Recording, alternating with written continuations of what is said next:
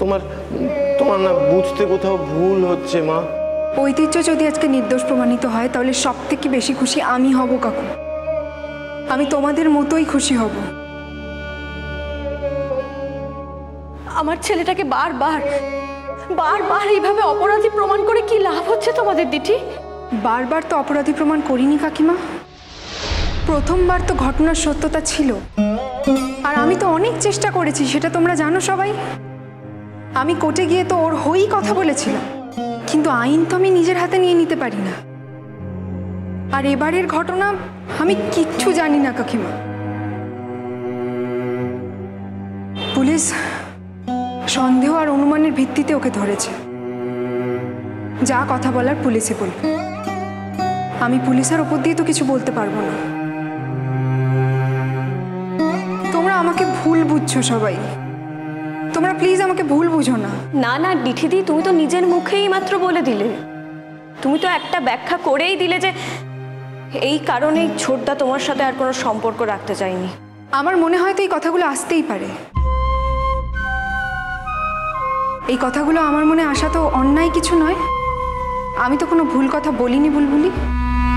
তুমি ভালো করে একটা জিনিস ভেবে দেখো তো বুলবুলি, যদি তাই হবে তাহলেও আমার দিক থেকে মুখ ফিরিয়ে নিল কেন? ও কি জেলে যাওয়ার আগে জানতো না যে আমার স্ট্যান্ডার্ড আর ওর স্ট্যান্ডার্ড এক নয়? আজ হঠাৎ করে মনে পড়লো? আমাকে এত অপমান কেন করলো, যার জন্য আমি এরম ভাবে অপেক্ষা করেছিলাম? সে আমার সমস্ত অপেক্ষাকে তছনছ করে দিল। এবং শুধু তাই নয়, ও বৌদির কাজিনকে বিয়ে পর্যন্ত করতে চাইল।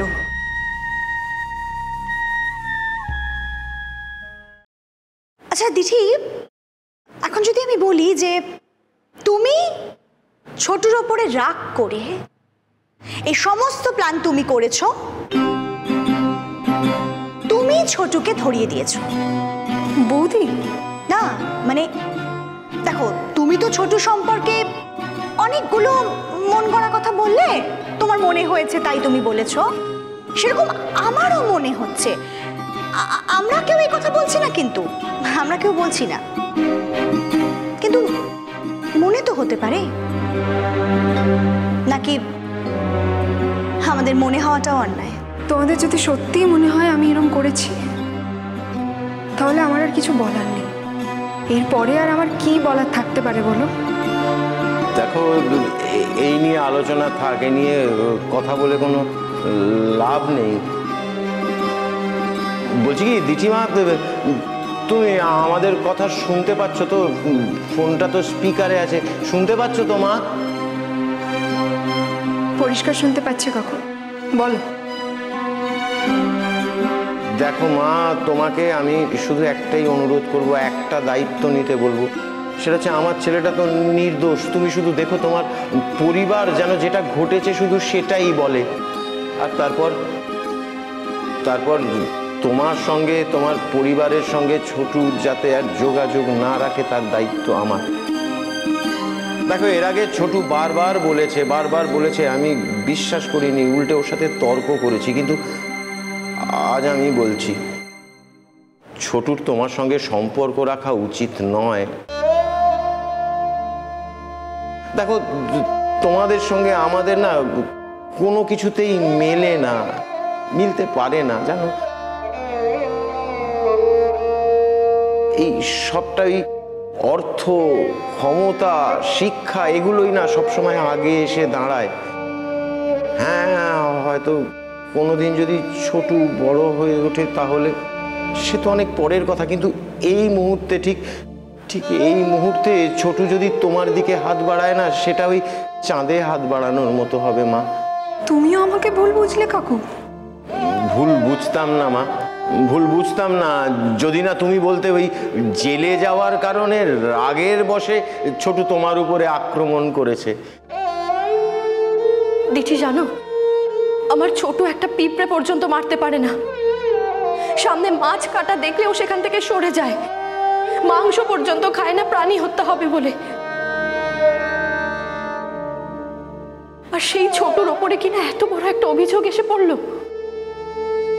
ও কিডন্যাপ করেছে, এত বড় অভিযোগটা শেষ পর্যন্ত ওর ঘাড়ে নিতে হলো দিঠি? বলা যায় না দিঠি, ঈশ্বর না করুন আর যদি তোমার মায়ের কোনো বিপদ হয়ে যায়, আর যদি তোমার মা খুন হয়ে যান, তাহলে তো সবাই এটাই বলবে যে আমার ছোটুই সেই কাজটা করেছে, আমার ছোটুই খুন করেছে, এটাই তো তোমরা বলবে তখন। কাকিমা প্লিজ। আমি বুঝতে পারছি দিঠি, তুমি তোমার মাকে নিয়ে খুবই দুশ্চিন্তায় আছো, আর সেটাই তো স্বাভাবিক। আমিও তো আমার ছোটুকে নিয়ে দুশ্চিন্তায় আছি, বলো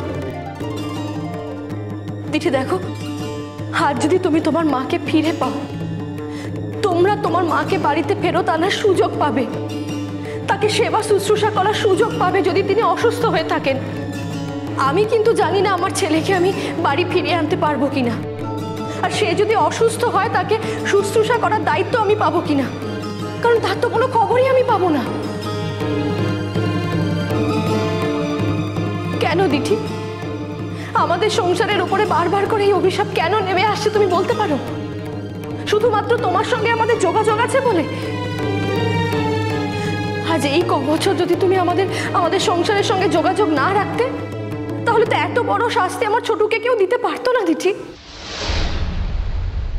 কাকিমা, আমি হয়তো একটা কথা বলেছি, কিন্তু পুলিশ যদি না বলতো যে তাদের হাতে প্রমাণ আছে, তাহলে আমি এই সন্দেহটা কখনো করতাম না। সবকিছু মিলেমিশে আমার মনটাও তো খুব ডিস্টার্ব হয়ে আছে। আমি সন্দেহ করেছি, কিন্তু আমি নিশ্চিত হয়ে কোনো কথা বলিনি। হ্যাঁ,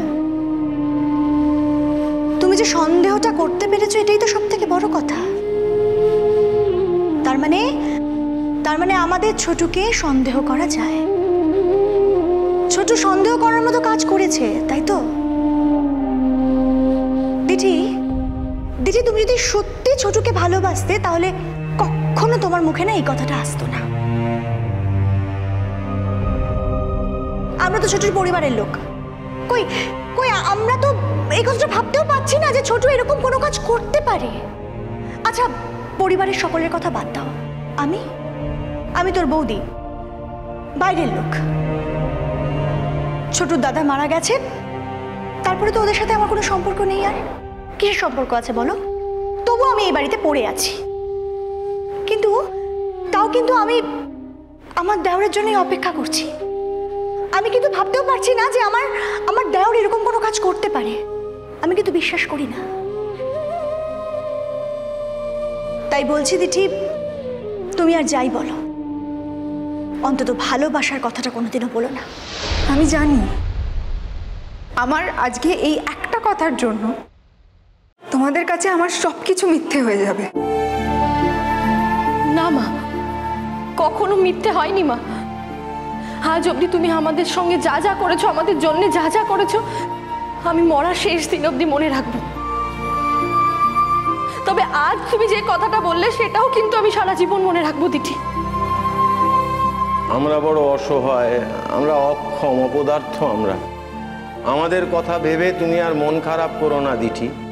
তোমার জীবন অনেক বড়, অনেক উন্নতি করবে তুমি, অনেক যোগ্য জায়গায় যাবে, যোগ্য মানুষের সাথী হবে তুমি। আমাদের অনেক শুভকামনা রইল তোমার সাথে। তার মানে কি তোমরা আমাকে মাধবপুরে আসতে বারণ করছো? আমরা বারণ করার কে দিঠি? কে আমরা বারণ করার? তুমি তোমার নিজের যোগ্যতায় মাধবপুরে চেম্বার করেছো। মাধবপুর কি আমার কেনা যে আমরা তোমায় বারণ করব? তুমি নিশ্চয়ই আসবে দিঠিমা। তবে হ্যাঁ, তোমার ওই চেম্বারে আমরা আর কেউ কাজ করতে যাব না মা। কাকু,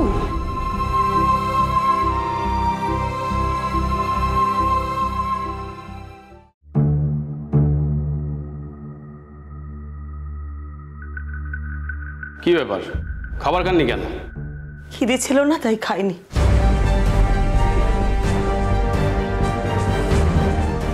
আমাকে এইভাবে এখানে আটকে রেখে তো কোনো লাভ নেই।